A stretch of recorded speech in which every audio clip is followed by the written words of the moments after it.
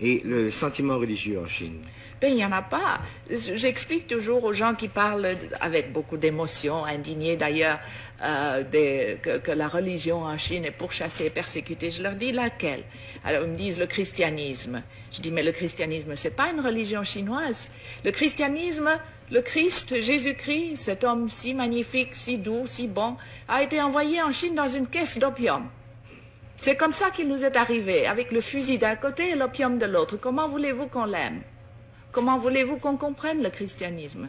La première chose que les missionnaires faisaient quand ils étaient un peu casés, c'était durant les temps de famine et d'inondation, quand les pauvres paysans n'en pouvaient plus, de les convertir en leur donnant un bol de riz. Vous mangez, on vous baptise. Si vous ne voulez pas être baptisé, vous ne mangez pas. C'est ce qu'on appelait les chrétiens du riz. Comment voulez-vous qu'on aime ça? Et puis alors, ils achetaient à tour de bras des villages.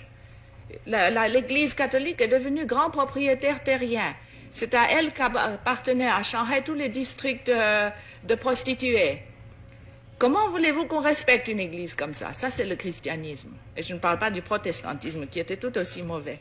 Le bouddhisme aussi a été importé. La Chine elle-même n'a jamais pu évoquer, n'a jamais vraiment créé une religion. C'est vraiment extraordinaire. Elle a eu le moralisme avec Confucius.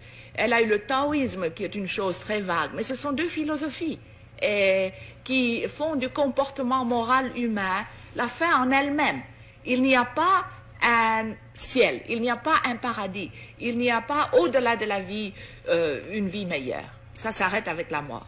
Il n'y a pas d'enfer non plus. Il n'y a pas d'enfer non plus. Il n'y a donc jamais eu de religion traditionnelle théiste en Chine? Non, pas vraiment organisée. Il y a eu un peu d'animisme et puis il y a le bouddhisme qui est venu de l'Inde, qui a subi quelques modifications. Mais la Chine elle-même n'a jamais évolué une religion. Mais elle a évolué des moralités, le confucianisme, le taoïsme, etc.